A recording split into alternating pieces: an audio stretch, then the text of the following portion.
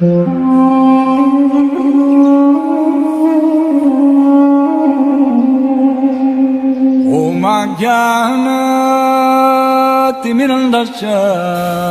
I am stressing. हरे कृष्ण। शिला प्रभुपाद की जय। महाराज युधिष्ठिर बता रहे हैं कि हरेक क्षत्रिय का धर्म है कि ब्राह्मण की रक्षा करना, एक बालक की रक्षा करना, गाय की रक्षा करना, स्त्री और एक रोगी की रक्षा करना।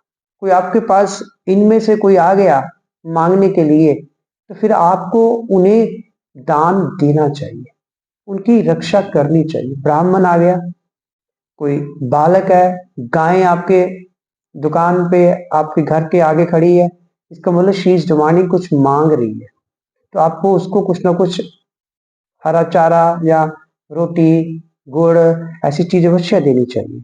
इसी प्रकार स्त्री और रोगी व्यक्ति। अब तुम कहते मुझे लगता है कि तुम्हारे पास ऐसा कोई व्यक्ति आया, शायद हो सकता है तुम उनको शरण नहीं दे सके, जिसके कारण तुम्हारे अंदर ये चीज चल रही है जो चेहरे पे आ गई। तात्पर्य में प्रभुपाद लिख रहे हैं कि ब्राह्मण जन समाज के कल्याण कार्य के लिए भौतिक तथा आध्यात्मिक दोनों ही दृष्टि से ज्ञान की खोज में सदैव लगे रहते हैं। कहते हैं ब्राह्मण जो है, ब्राह्मण समाज के कल्याण के कार्य में लगे रहते हैं। समाज का कल्याण तभी हो सकता है कि अगर वो ज्ञान की खुद नॉलेज लेकर फिर वो ज्ञान आगे समाज में फैलाएंगे। भगवान कृष्ण की भक्ति का ज्ञान, कि ब्राह्मण का यही कार्य है कि उसने जो ज्ञान, जो भगवत गीता से जो ज्ञान लिया, शास्त्रों से जो नॉलेज ली, ब्राह्मण का ये कार्य है कि वो आगे वो कल्याण रूपी ये कार्य जो है आगे लोगों में बांटे। क्योंकि भक्ति करेंगे लोग, भगवान की नॉलेज लेंगे, भगवान के बारे में जानेंगे गीता के माध्यम से, भागवतम के माध्यम से, तभी उनका कल्याण हो सकता है। अब क्या होता है कि हम लोगों ने गीता नहीं पढ़ी, भागवतम नहीं पढ़ा, सुना बहुत कम है, इसीलिए फिर हमारा जो कल्याण है वो नहीं हो पाता। जब तक हम गीता भागवतम ये चीजें नहीं पढ़ेंगे तब तक हमें अपना कल्याण नहीं पता लगा कि हमारा कल्याण किस में है। हम लोग सोचते हैं कि हमारा जो कल्याण है वो धन कमाने में है, अपने आप को सेटल करने में, संसार में अपने परिवार को सेट करने में है, अपना नाम अपने शोहरत बनाने में हमारा कल्याण है। एक्चुअल में भगवत गीता भागवतम अगर आप श्लोक पढ़े तो उसमें ये बता रहे कि इसमें हमारा स्वार्थ नहीं छिपा हुआ। स्वार्थ की परिभाषा बता रहे हैं। स्वार्थ का मतलब क्या है? हम कहते हैं जो बंदा तो बहुत स्वार्थी है, पंजाबी में मतलबी भी कह देते हैं, इंग्लिश में सेल्फिश भी कह देते हैं। एक्चुअल में स्वार्थ का मीनिंग क्या है? स्वयं का अर्थ। अर्थ का मतलब होता है सिद्धि। जो स्वयं की सिद्धि कर सकता है वही सही में स्वार्थी है। हमारे स्वयं की सिद्धि किसमें है? हमारा स्वयं का अर्थ किसमें है? भगवान के धाम जाना, ना कि यहां ही रह जाना। हम लोग जो कमा रहे हैं, यहां पे जो कुछ कर रहे हैं, वो सारा कुछ इस संसार में हमें बांध के रखेगा। तभी तो हम बद्धजीव कहलाते हैं कि हम लोग अपना स्वार्थ नहीं समझते। हम सोचते हैं कि पैसा ही हमारा स्वार्थ है। ये तो सिर्फ जस्ट एक लिवलीहुड चलाने के लिए हमें जितना पैसा चाहिए बस वो है। एक कभी आपने देखा एक रिक्शा पुल्लर? मैं देख रहा था कल, रिक्शा पुल्लर जा रहा है, ही वॉज 80 years old, और एक सोशल वर्कर उसकी हेल्प करना चाह रहा है। वो उससे पूछ रहा है कि सरदार जी आपकी आयु इतनी हो गई है तो आप इतनी आयु में भी you are driving a rickshaw. वो कहते मैं तो बहुत खुश हूँ। कहते आपके जो कपड़े आपने पहने हुए हैं उससे तो ठंड भी नहीं रुकेगी। उसने बताया कि मेरे बच्चे कहीं, मेरी बेटियां कहीं घर में काम करती है तो वहां उन्होंने ये पहनने के लिए ऊपर दे दिया। तो उसने कहा कि आपको कभी गिला नहीं हुआ भगवान से? कभी आपको ऐसा नहीं लगा कि आप 80 साल के हो गए अभी भी आप रिक्शा ही चला रहे हैं? उसके चेहरे पे इतनी संतुष्टि थी ना, तो मुझे वो बहुत ही अच्छा लगा। वो कहते भगवान 2 वक्त की रोटी दे रहा है, किसी के आगे हाथ नहीं फैलाना पड़ रहा, इससे बड़ी बात क्या हो सकती है? कि हमें किसी के आगे आवाजार नहीं है, हाथ नहीं फैलाना पड़ रहा, तो इससे बड़ी बात क्या हो सकती है? मतलब एक्चुअल में यही संतुष्टि है, यही स्वार्थ है। तो उस व्यक्ति ने इस जन्म में अपने जितने पिछले जन्मों के कर्म थे उसको धो लिया। ऑनेस्टली अपनी मेहनत से रोटी कमा के उसने अपने पिछले जन्मों के जो उस कर्मों का फल जो कुछ भी है ना, हम इस जन्म में पिछले जन्मों के कर्मों को भोग रहे हैं। पिछले जन्मों में हमने पुण्य कर्म किए थे, आज हम लोग बहुत ही ऐश्वर्यवान है, हमारे पास धन की कमी नहीं है, हमें कोई चिंता ही नहीं होती। आम लोगों को तो सुबह रोटी कमाने की चिंता होती है। ये पिछले जन्मों में अच्छे कर्म किए थे। अब ये देखो कि इस जन्म में हम अच्छे कर्म नहीं कर रहे हैं, अब इस जन्म में हम कृपण बन चुके हैं। अब अगले जन्म में हमें भी रिक्शा पुलर बनना पड़ सकता है। तो इस जन्म के जो कर्म है वो हमें अच्छे करने, उसको कहते हैं स्वार्थ। वो स्वार्थ है कि हमने अपना अर्थ नहीं जाना, अपने जीवन की सिद्धि को नहीं समझा। भैया पिछले जन्मों के कर्मों के कारण तो एंजॉय कर रहे हैं, सब कुछ उसी के कारण मिला है, अब हम भूल चुके हैं। अब हमें भक्ति करके, अच्छे कार्य करके, भगवान की सेवा करके, वैष्णवों की सेवा सबसे उत्तम सेवा मानी गई है। कहते हैं भगवान कृष्ण भी कह रहे थे ना, विष्णु भगवान की आराधना नाम सर्वेशाम विष्णु आराधना परम। लेकिन उससे भी ऊपर किसकी आराधना है? उनके भक्तों की। भगवान के भक्तों की जो भक्ति करता है ना, उनकी सेवा करता है, भगवान ज्यादा प्रसन्न होते। यही इसी में हमारा स्वार्थ है। और अतः ऐसे लोगों को राजा का संरक्षण मिलना चाहिए। ये लोग राजा के संरक्षण के पात्र है। इसी प्रकार राज्यों के बालकों, गांव, रोगी व्यक्तियों, स्त्रियों तथा वृद्ध पुरुषों को राज्य तथा क्षत्रिय राजाओं के संरक्षण की अपेक्षा रहती है। कि स्त्री भी चाहती है कि मुझे राजा से संरक्षण मिले, बालक भी चाहता है। और यदि ऐसे जीवों को क्षत्रिय या राजा या राज सत्ता की ओर से संरक्षण नहीं मिलता तो ये क्षत्रिय या राज्य के लिए लज्जास्पद होता है। अगर उसको संरक्षण नहीं मिल रहा तो ये राजा के लिए, क्षत्रिय के लिए शर्म की बात है। एक छोटी सी स्टोरी है कि एक राजा था, उसके कोई संतान नहीं थी।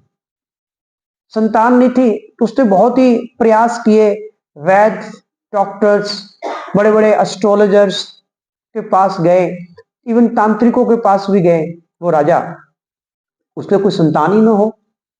अब राजा को तो होता ही है कि संतान होगी तो वही राजगद्दी पे बैठेगा।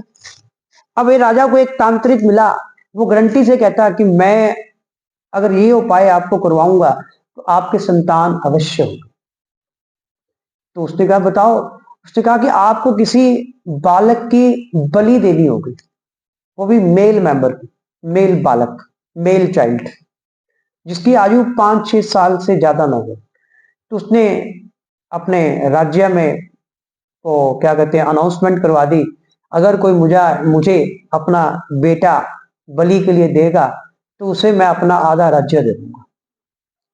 अब कौन देगा अपना बेटा?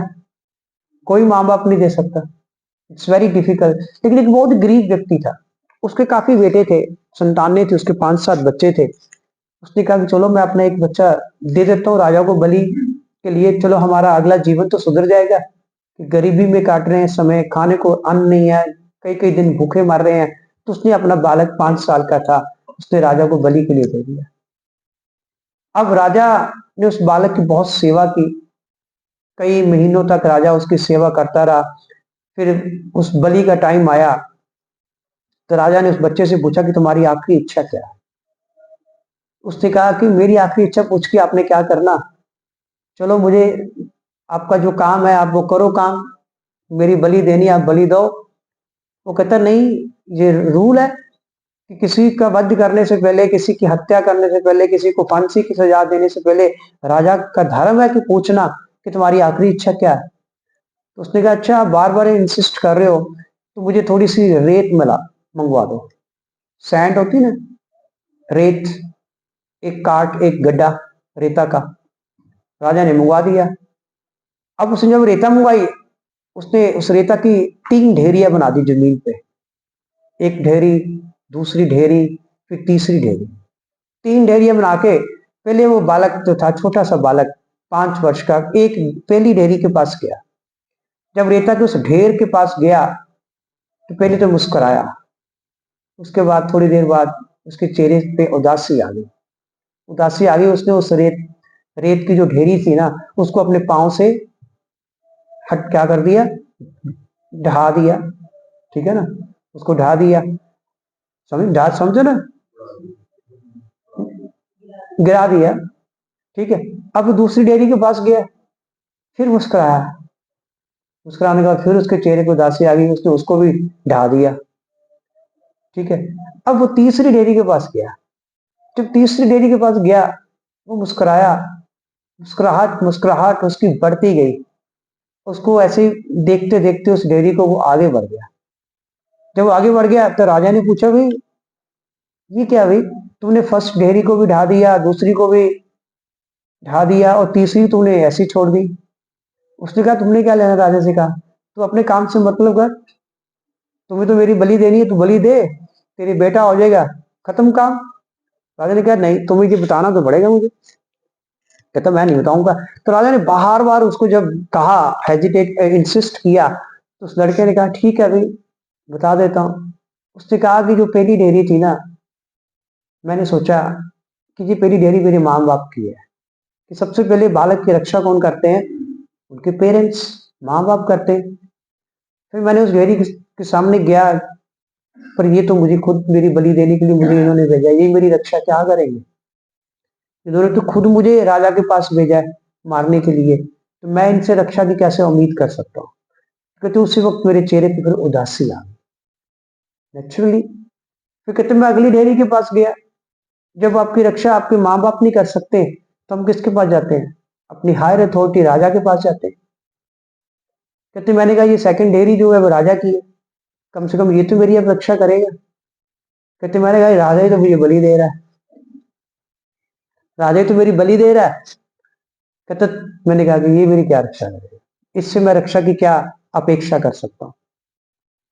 तीसरी डेयरी के पास गया, कहते ये तो भगवान कृष्ण की डेयरी है, ये रक्षा अवश्य करेगी। कहते मेरी फिर मुस्कुराहट जो थी वो गई नहीं थी चेहरे पे, कि ये तो हमेशा रक्षा करते हैं, भगवान कृष्ण तो सभी की रक्षा करते, चाहे हम भगवान की भक्ति करें ना करें लेकिन भगवान फिर भी करते हैं। तो राजा ने कहा यार कमाल है, 5 वर्ष का बच्चा इतना इंटेलिजेंट कि मेरा बच्चा पैदा हो तो वो शायद इतना इंटेलिजेंट हो ना हो, लेकिन ये तो इतना इंटेलिजेंट, मैं इसकी बलि को दूं। राजा ने कहा कि आज से तू ही मेरा बेटा। किसको कहते हैं कि भगवान जिसको रखना चाहे उसको कोई मार नहीं सकता। तो इसलिए यहाँ पे रजिस्टर महाराज यही बात बता रहे हैं कि एक बालक की भी रक्षा करना राजा का कर्तव्य है। यदि अर्जुन के साथ सचमुच ही ऐसी घटनाएं घटित थी तो महाराज युधिष्ठिर उनके विषय में जानने के लिए आतुर थे। फिर महाराज युधिष्ठिर जानना चाहते थे कि कुछ ऐसा हुआ तो नहीं है, तो इसीलिए वो ऐसे प्रश्न पूछ रहे थे। हरे कृष्ण। श्रील प्रभुपाद की जय।